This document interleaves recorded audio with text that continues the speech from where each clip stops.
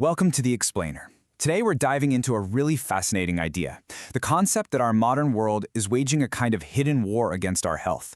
We're going to break down what our source calls the enemy's secret manual, and then we're going to show you how to fight back. You know, the famous strategist Sun Tzu once said, if you know the enemy and know yourself, you need not fear the result of 100 battles. Well, the source we're looking at today takes that ancient wisdom and applies it directly to our well-being. The argument is simple. To win, you first have to understand what you're really up against. And that leads us to this massive question. What if you're in a war you don't even know you're fighting? A war that's happening every single day, inside your own body, and it's being orchestrated by the world you live in. So, what's the enemy's big master plan? Well, according to this framework, it's not some kind of brute force attack. No, it's a strategy of quiet mistuning, a subtle campaign that makes it just incredibly effective. See, this isn't a war fought with obvious weapons. The enemy's main weapon is information, or maybe more accurately, misinformation. It works by scrambling your body's internal signals, basically downgrading you from thrive mode into a permanent state of just survive. And this right here, this is the primary target, something called the light information loop.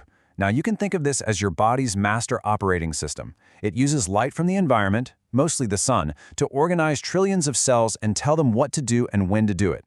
So the strategy is pretty genius, in a sinister way. You just corrupt the data. By swapping out the coherent full-spectrum info from sunlight with fragmented, artificial junk light, from screens and indoor lighting, the whole system gets thrown into chaos, and your body shifts from a state of growth and repair into this constant, low-level survival mode. Okay, so how exactly is this plan put into action? Let's open up the enemy's playbook to page 1. Tactic number 1 is all about scrambling our most basic connection to the world, our sense of time. The very first attack is aimed right at the rhythm of life itself, that cycle of day and night. The goal is to basically give you a permanent case of biological jet lag, creating total confusion about what time it is and what your body is supposed to be doing. And how do they pull this off? With 3 simple steps that, let's be honest, pretty much define modern life. We get weak, fake light during the day when our bodies are crying out for brightness, and then we're blasted with bright blue light at night when we desperately need darkness. It's a perfect flip of our natural cycle. And the impact of this is, well, it's huge. All that blue light at night tanks our melatonin, the sleep hormone. And when your body's master clock is confused, every other system gets thrown out of sync. It's like an orchestra with no conductor. Over time, this desynchronization just throws the doors wide open to all sorts of chronic health issues. All right, let's move on to the next tactic, and you'll see how it builds on the first one. This one targets your body's internal communication network and its ability to adapt. The next objective is to lock your body's nervous system into a state of constant, low-grade alarm. Think of it like a fortress that's always on high alert. None of the resources are being used for rebuilding or growth. They're all being diverted to defense, putting any real healing on hold, pretty much forever. And this is a two-pronged attack. First, sitting all day makes our connective tissues, you can think of that as our body's internal wiring, the fascia, it makes it literally stiff and rigid. Then, you pile on top of that the constant psychological stress of modern life, and you get this nasty feedback loop of mental and physical tension. And the result? You get a system that's lost its flexibility. It can't properly move energy and information around, and it can never fully relax into that state of repair. Your body becomes way less adaptable, basically stuck in a permanent defensive crouch.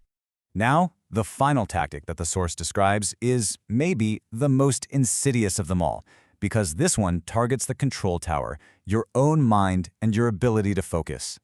This tactic is designed to take out your greatest weapon, your own focused attention. The whole point is to make sure that even if a little part of you senses something is wrong, your mind will be way too fragmented and distracted to actually mount an effective counterattack. It works by creating this media environment that's just impossible to look away from, right? It's full of urgency and distraction, but at the end of the day, it leaves us feeling empty and totally disconnected from ourselves. Without a clear, focused mind, we can't consciously direct our own healing. Instead, we just fall back on autopilot, using these short-term coping mechanisms that, without us even realizing it, play right into the enemy's hands and lock us into this damaging cycle. Okay, but here's the powerful part. Now that we've exposed the enemy's playbook, the path to victory becomes so much clearer. And the amazing thing about this framework is that the countermoves are actually surprisingly direct and accessible to all of us. And this is where we have to reframe everything. These aren't just wellness trends or healthy habits. No. Within this context, they become powerful, strategic acts of rebellion against a hostile environment. This chart just lays it all out. For every single tactic, there's a direct and powerful countermove. Against junk light, you use real sunlight. Against rigidity, you move your body. Against stress, you learn to breathe. And against distraction, you reclaim your focus. Ultimately, what this source suggests is that by taking back control of these fundamental inputs, light, movement, breath, and attention, you aren't just improving your health, you are actively rewriting your biological story, day by day. So the only question left is, what story do you want to tell?